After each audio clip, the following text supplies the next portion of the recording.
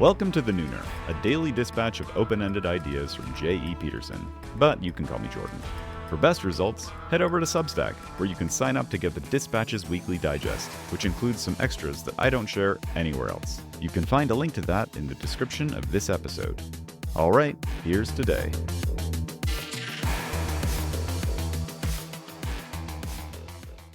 The actual worst thing about AI. Calcification of conditional love. The most radical claim Jesus made was that all people are equally and intrinsically valuable, and therefore deserve unconditional love. This idea was so new, and so shocking, and so contrary to what pretty much everyone believed beforehand, that it revolutionized religious philosophy forever.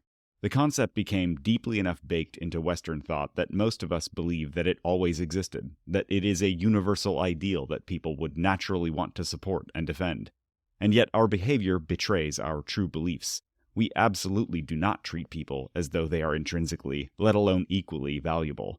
And while Christian-influenced Western philosophy did a pretty good job of motivating lip service to this idea for a good long while, it's no longer considered villainous to claim otherwise. Especially because there is one metric of evaluation that drives pretty much our entire culture: productivity. Productivity is the metric by which we judge almost everyone, especially ourselves. In this way, we have become the Antichrist. If that sounds extreme, let's break it down. Jesus says, "I love you." Why? Because you exist. Okay, but why? Because you exist. That's it. That's the whole reason. It doesn't make sense to us. Because all the humans we know say, "We love you if you make us feel good, if you give us things, if you make our lives easier."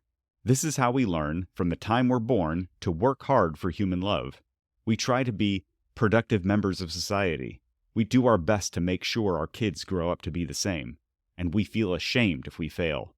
If you followed the hype cycle of AI at all, you saw a bunch of headlines claiming that the new large language models could make us feel good and give us things and make our lives easier, all faster and cheaper and better than humans. And then the headline said, "Oh no, we can't compete, we'll lose our jobs," etc. You could practically smell the existential fear in the air. If AI could do all the love-earning things better than humans, how could humans possibly hope to earn love? Eventually, on the other side of the hype cycle, the headline said, "Never mind, false alarm, we're all good." Nice. But for how long?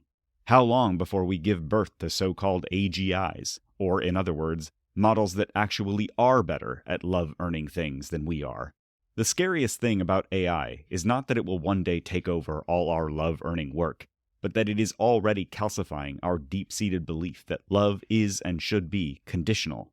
We shouldn't be afraid of AI taking our jobs. We should be afraid that our machines, insofar as they are products of human invention and nature, will always set quantifiable conditions for our value.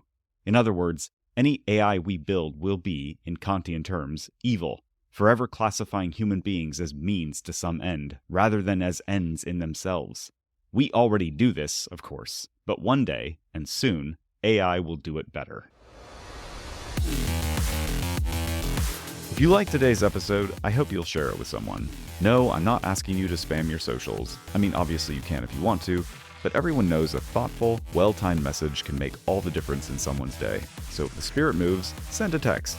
And if you haven't yet, head over to The Nooner on Substack to get access to the Dispatch's Weekly Digest, including stuff like music recommendations, TMI updates from my personal life, and the quiet satisfaction of knowing I like you more than other people.